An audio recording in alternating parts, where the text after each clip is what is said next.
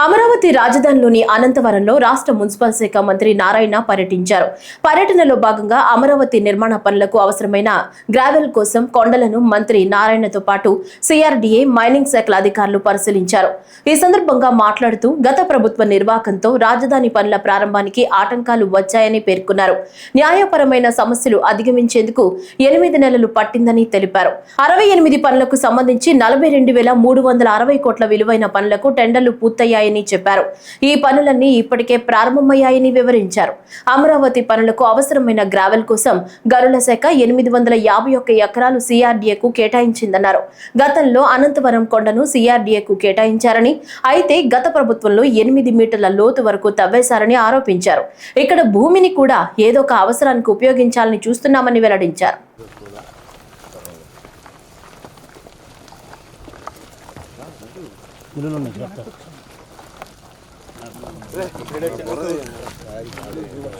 ఈ Amaravati capital city కోసంగా 34,000 ఎకరాలని రైతులు కేవలం 58 రోజుల్లో అంటే 2015 జనవరి 1 నోటిఫికేషన్ ఇస్తే 2015 ఫిబ్రవరి 28 అర్ధరాత్రికి 34,000 ఎకరాలు స్వచ్ఛందంగా ఇచ్చారు.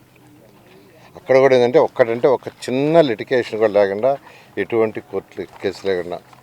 అయితే దానికి తగ్గట్టుగానే ముఖ్యమంత్రి గారు ఇక్కడ ప్రపంచంలో టాప్ 5 రాజధానులు ఒకటి కట్టాలని ఆ రోజు సింగపూర్ గవర్నమెంట్ అప్రోచ్ కావటం, లేఅవుట్ డిజైన్ చేయడం జరిగింది.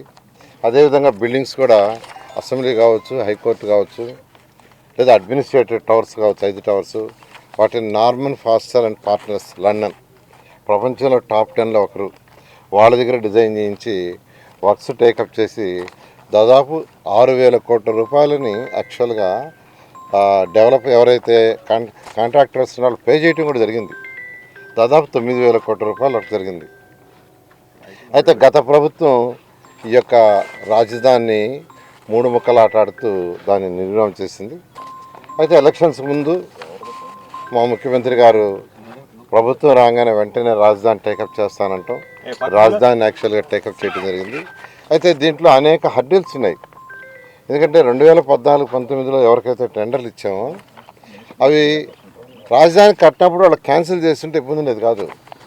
వాళ్ళు టెండర్లు క్యాన్సిల్ చేయాలి, అట్నే ఉంచేశారు, వాళ్ళకి పే చేయాల. అనేక లీగల్ ప్రాబ్లమ్స్ ఉంటే హర్డిల్స్ అన్నిటి 1 by 1 ఓవర్కమ్తో దాదాపు మాకు 7 నెలలు 8 నెలలు పట్టింది.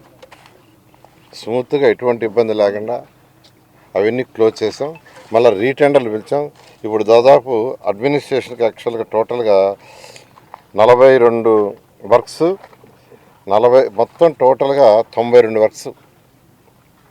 దాని యొక్క వాల్యూ 64,912 కోట్లు ఎస్టిమేషన్. దాంట్లో టెండర్లు యాక్చువల్గా 42 వర్క్స్కి పిలవటం జరిగింది. 41,785 కోట్లు అవన్నీ గ్రౌండ్ అయినాయి. ఆల్మోస్ట్ యాక్చువల్గా అన్ని వర్క్స్ ఆల్మోస్ట్ టేకప్ అయినాయి. అయితే ఈ నేపథ్యంలో వీళ్ళకి గ్రావెల్ కావాలి.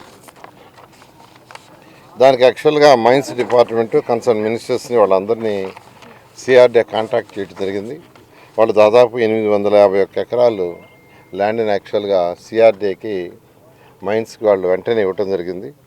ఏలూరు డిస్టిక్లో 355 ఎకరాలు, కృష్ణాలో 428, పల్నాడులో 28, అట్నే గుంటూరులో 21, ఎన్టీఆర్లో 18 ఎకరాలు.